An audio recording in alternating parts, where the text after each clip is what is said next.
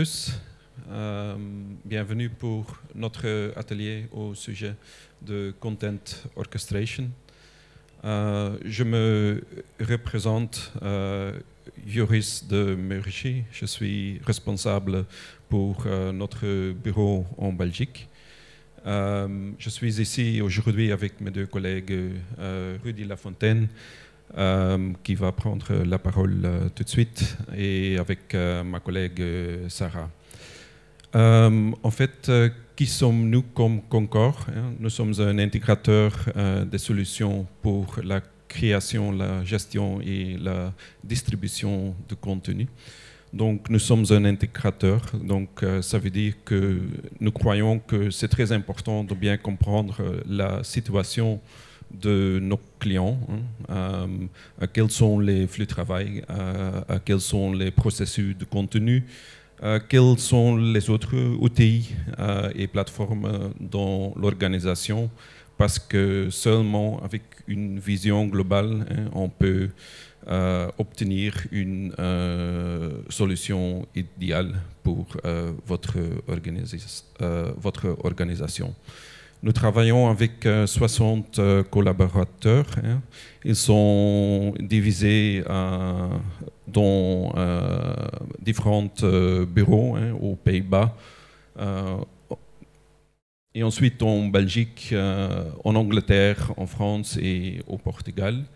Avec tout ça, nous avons l'expérience avec différents types d'organisations. Nous travaillons ensemble avec des éditeurs, des organisations gouvernementaux et les marques. Donc, en fait, nous avons 20 ans d'expérience avec tout ça. Et quelques références ici, mais en fait, ce sont tous différents types d'organisations avec toutes leurs propres problématiques. Donc, de nouveau, ça reste très important pour nous pour bien comprendre votre situation. Et finalement, pour nous, ça reste aussi très important que nous restons des humains, certainement dans les flux de travail. Ce sont les gens qui travaillent ensemble. Donc là, c'est très important pour nous pour avoir le contact avec vous, de bien comprendre vous et de commencer le projet ensemble et de discuter votre situation avant le projet, pendant le projet et après le projet, de rester à côté de vous. Donc maintenant, je passe la parole à Rudy. Merci Joris. Donc on va parler des défis de la gestion du contenu omnicanal, mais quand on en parle avec les gens qui viennent nous rendre visite sur notre stand, tout le monde a à peu près le même sourire quand on explique toutes les sources qu'on doit gérer, que ce soit des fichiers texte, que ce soit des images, que ce soit les versions, des cycles de validation, etc. Donc c'est un peu le chaos. Et nous on a eu envie de mettre un peu une plateforme au milieu de tout ça pour avoir un endroit central, un seul tableau de bord pour diriger tout le contenu, le créer, le planifier à partir d'une seule plateforme centrale où tout le monde peut communiquer, tout le monde peut voir. Alors c'est évident de comprendre qu'aujourd'hui, notamment avec les communications digitales, on a une histoire à raconter, on veut toucher un public, mais on peut très vite multiplier les versions. Des versions, on va multiplier les canaux, et puis de ces canaux-là, on va encore essayer de targeter toutes les cibles qu'on voudrait pouvoir toucher. Ce qui fait souvent beaucoup de versions de texte ou de visuels ou de combinaisons de ceci. Nous, on peut mettre au milieu de tout ça des moteurs qui vont pouvoir gérer, même générer et peut-être même automatiser une grande partie de votre travail. Donc on part de ce constat-là. Il n'est pas inventé. Encore aujourd'hui, beaucoup de gens sont dans ce chaos de plusieurs versions de fichiers, des emails. On ne sait plus sur quelle adresse on les a envoyés, quelle était la version précédente, qui la possède, ou bien la personne est en congé, etc. Donc on a envie de partir de l'ère du passé vers une ère technologique, mais contrôlée par les humains. Comme Joris l'a dit, l'humain est au centre de nos workflows, mais de vos workflows aussi, et on les maintient. Et ces humains-là, ils sont juste aidés par la technologie qu'on met en place. Pour ça, il va falloir étudier un peu la stratégie, et ça commence par une approche qui va ajouter de la valeur au contenu qu'on génère, que vous générez, et augmenter l'efficacité pour augmenter le résultat qui en ressort. Tout ça pour essayer d'optimiser le triangle infernal qui est, enfin, triangle infernal, en tout cas le triangle entre les personnes, les processus et les techniques. On a parfois les bons outils, mais on les utilise mal. On a parfois les bonnes personnes, mais elles ne le connaissent pas. Et le triangle doit fonctionner correctement. C'est ce qui permet, en mettant une plateforme centrale dans tout ça, de mieux équilibrer. Donc ça ressemble un peu à ce schéma-là. On a un input avec toutes les datas qu'on peut imaginer, de CRM, de PIM, de DAM, etc. Tout le contenu qu'on va générer. Et au milieu se trouvent les équipes rédactionnelles, internes ou externes, les coordinateurs. On va amener dans ce centre-là la technologie qui permettra d'automatiser, d'améliorer, et même l'IA qui va permettre de générer des nouvelles versions de l'ensemble de notre contenu. Et on termine, bien sûr, par le schéma de droite. Vers la sortie, on va vers les canaux, tous les canaux, bien sûr, qu'on peut imaginer, de la newsletter, du print. On va même prévoir des masters de fichiers, par exemple InDesign, pour pouvoir avoir un PDF qui va aller sur notre site web, mais en même temps, on va créer une page InDesign qui sera prête et générée automatiquement. Il ne s'agit pas d'importer du texte, mais d'avoir directement une version ou même un PDF, voire même un magazine complet à partir d'un ensemble de textes. Tout ça, comme Joris l'a dit, configurable, personnalisé par rapport à vos situations. Ça ressemble un peu à ça. On n'imagine pas la cacophonie qu'on peut avoir dans un orchestre sans avoir un chef d'orchestre et avoir une harmonie finale grâce à cette mise en place de systèmes qui vont d'abord prévoir, planifier, gérer et distribuer les contenus.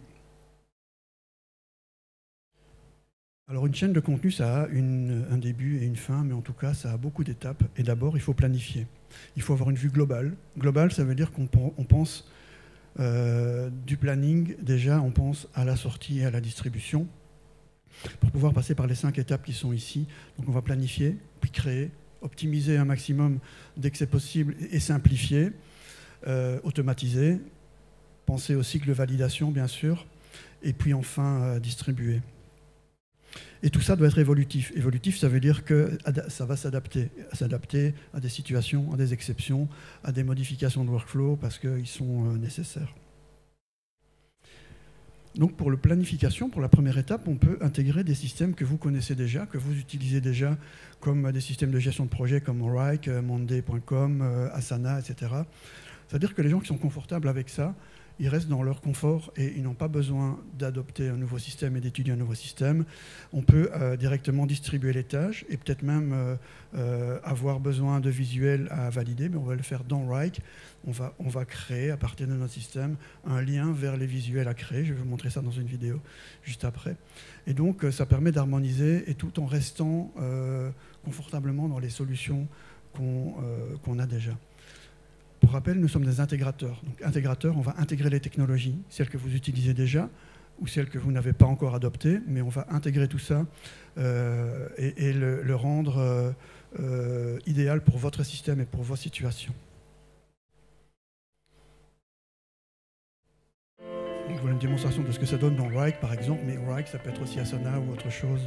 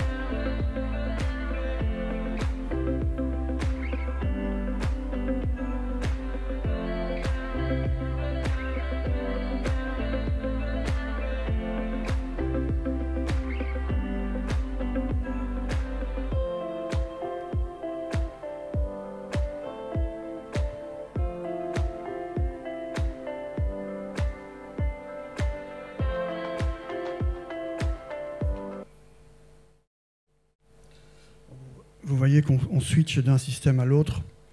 En restant dans Wrike, on va distribuer le travail, on va demander à quelqu'un de faire quelque chose. Les statuts sont ceux que vous utilisez déjà. Et on va greffer à ça le DAM qu'on utilise, qui est Woodwing Asset, pour pouvoir envoyer les photos à valider à la personne qui doit le faire. Mais lui n'est pas sorti de son système. Il peut valider et commenter tout en restant dans Wrike ou dans son système de gestion. Ça permet, le DAM qu'on utilise, ça permet donc de centraliser tous les visuels, d'automatiser, d'être plus rapide dans la conception. Et puis on va pouvoir créer et diffuser à partir des outils, surtout qu'on utilise déjà. On ne rentre pas dans l'inconnu. Bien sûr, un DAM permet aussi d'archiver et d'utiliser et de rechercher dans nos archives, parce qu'on oublie parfois, dès qu'on a publié quelque chose, on oublie qu'il existe, on oublie qu'il est là, mais la réutilisation et l'optimisation, ou créer des variantes de ce qui existe, est très pratique et très facile à faire avec un DAM. Tout ça pour optimiser bien sûr la cohérence globale de la marque. On a notamment hier encore quelqu'un qui témoignait sur notre stand que dès qu'un contenu est publié, on a souvent tendance à ne plus penser à ce contenu-là et à penser au prochain, mais il y a une énorme base d'informations qui existe et que les gens ont parfois du mal à les rechercher, ne savent plus où c'est. Et donc un DAM permet de centraliser tout ça, d'avoir des recherches efficaces et rapides de ce qui a été fait par le passé. Ici, on a un autre système qu'on utilise, qui est Woodwing Studio, qui lui va plutôt gérer les textes. Mais comme vous le voyez sur la partie droite du screenshot, on voit les images qui ont été distribuées.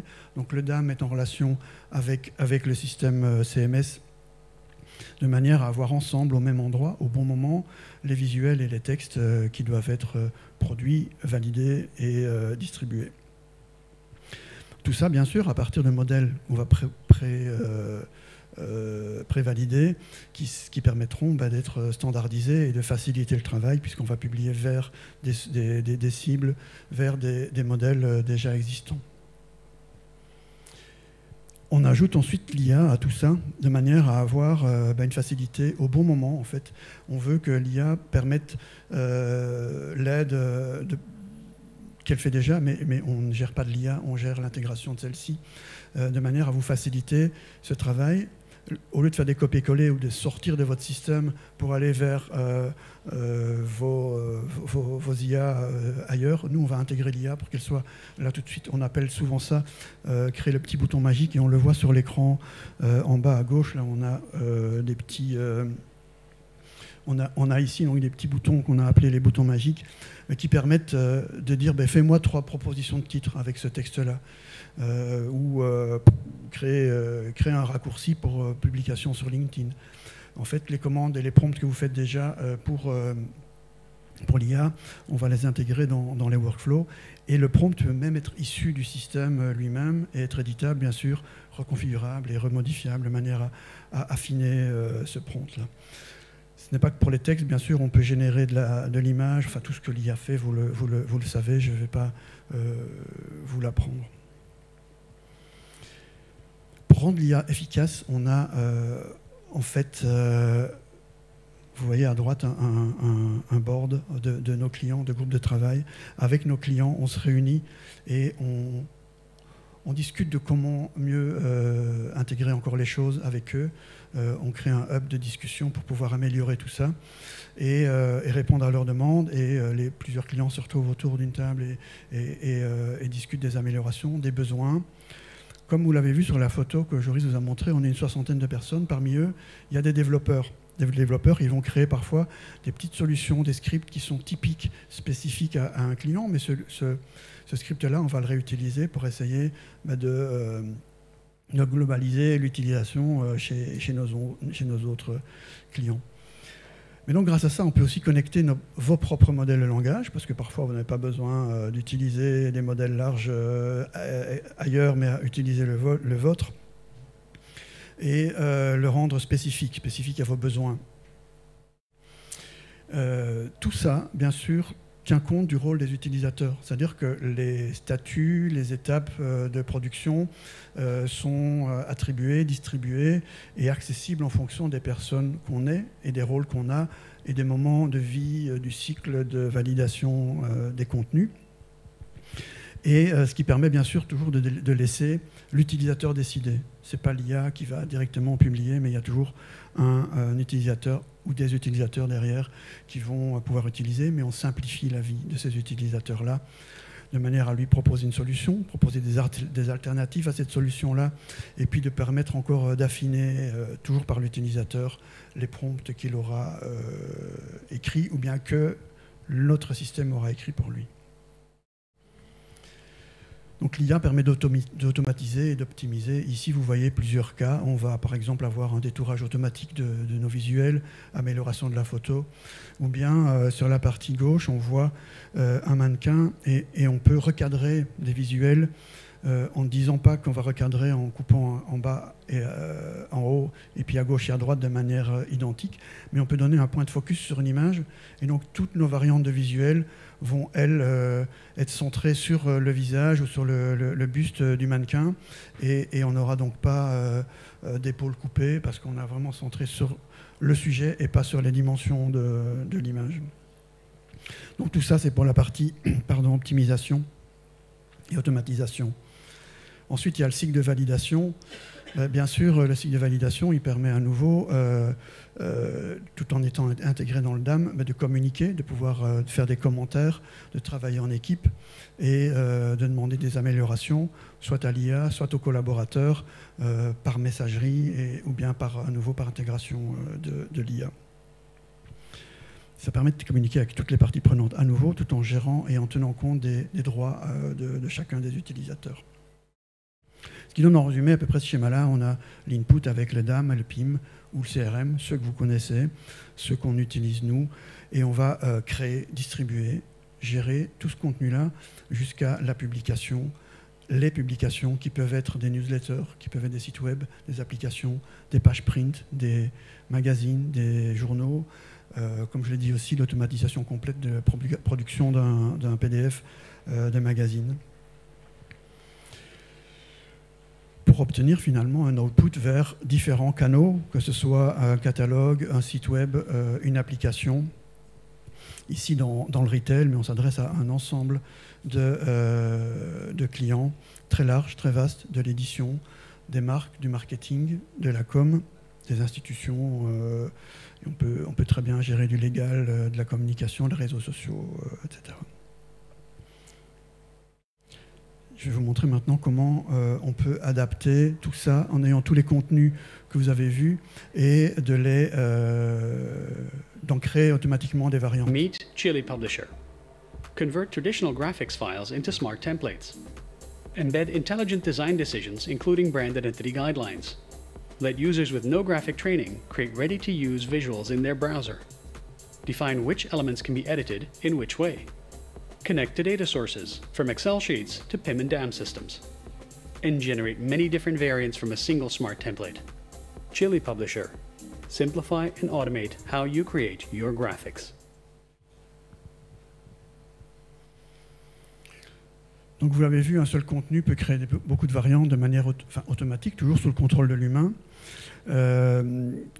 Chili Publisher est une des solutions qu'on intègre, on en a beaucoup et on les choisit aussi en fonction de vos besoins et on les propose de manière à ce qu'elles soient pertinentes pour vous.